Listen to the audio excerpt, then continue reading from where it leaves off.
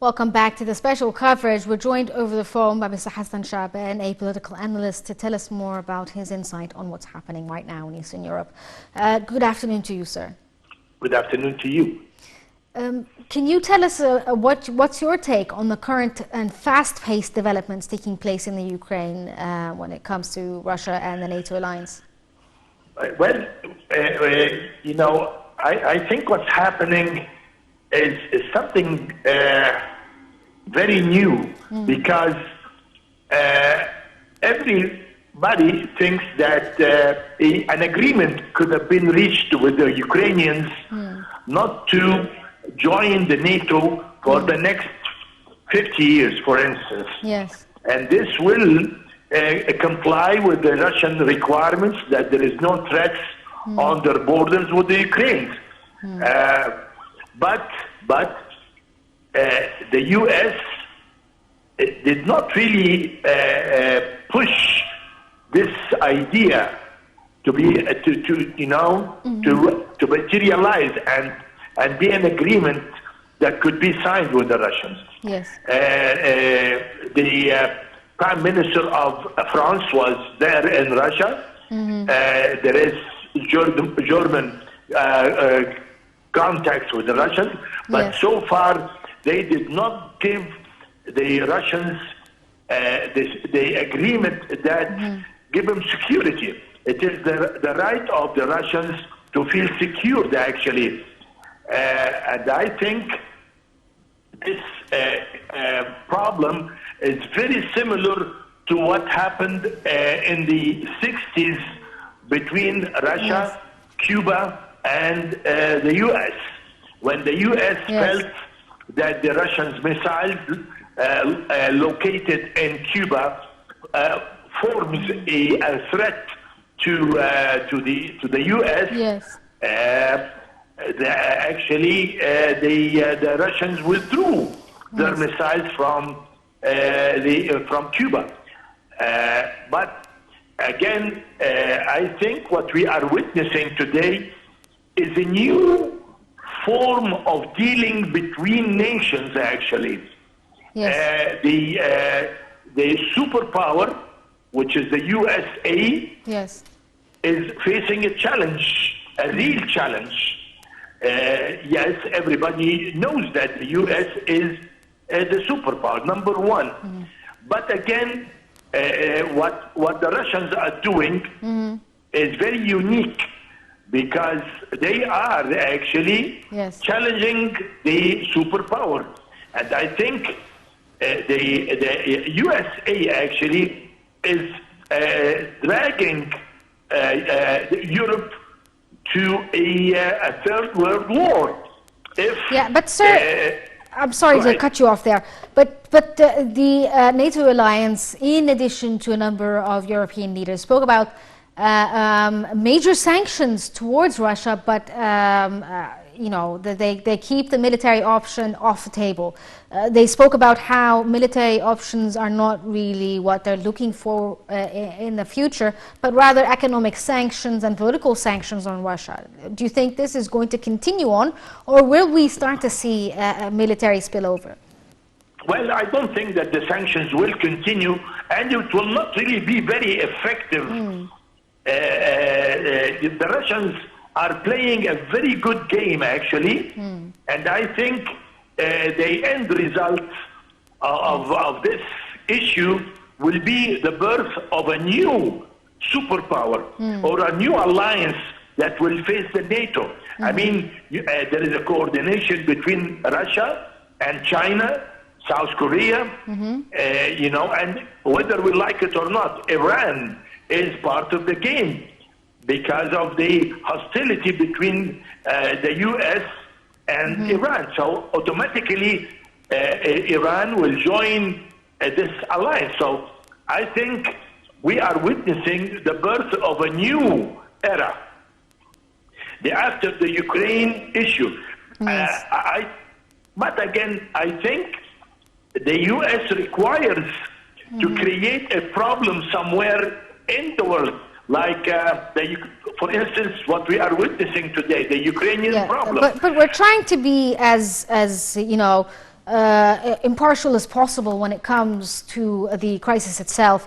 Do you think that that there is going to be a spillover in the rest of Eastern Europe, not just Ukraine being affected by what's happening right now? To be honest with you, if I will state my free opinion, I think this war will extend to East Europe, actually. And there will be a lot of destruction because the U.S. does not really care very much. I think we will see something similar to the tragedies that we witnessed in the Second World War. Unless everybody reasons and respects what the Russians are asking for, security, very simple. Yes, but we're again, still, I'm sorry to cut you off, but we're trying to be impartial here and not, take one side or the other. We're trying to get the perspectives of the different or the opposite sides. Obviously, the American side sees that they are in the correct position, and so do the Russians. So do you think that this is something that can somehow be diplomatically solved, even though there was military action taking place? Definitely.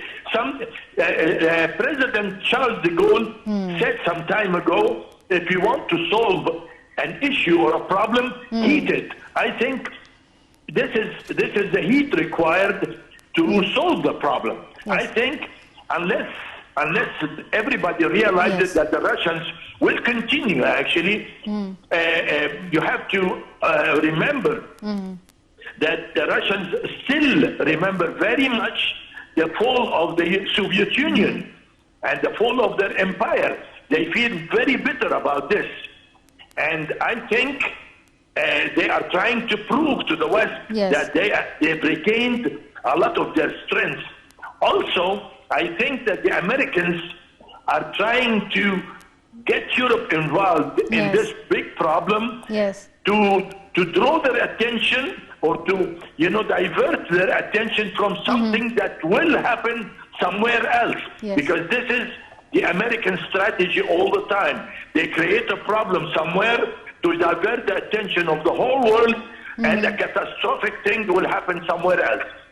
So, let's hope for the best. Let's hope that everybody will reason. I think, what's happening is against even the U.S. principles that they've always advertised: democracy, freedom, and respect of sovereignty. I think the U.S. will have to reason, and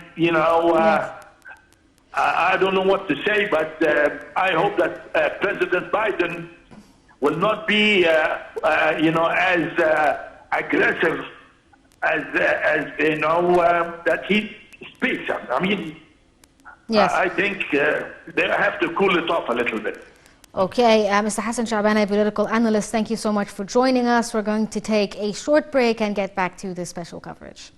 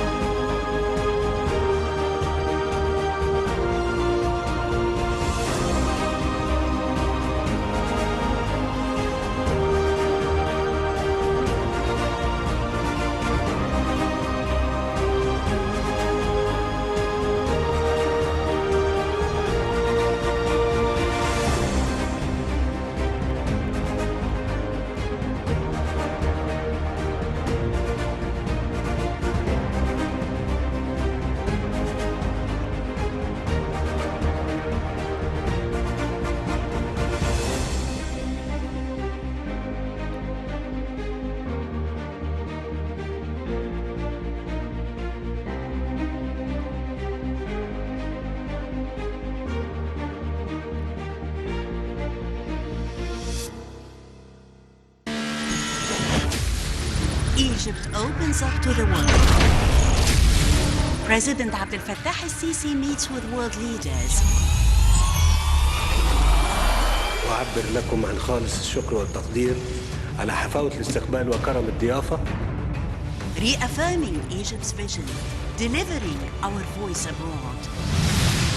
لتطوير التعاون الثنائي الاقتصادي والعسكري إلى مستويات غير مسبوقة.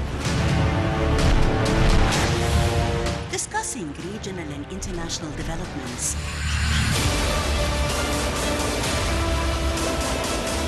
Solid and strong relations on the path of partnership and development.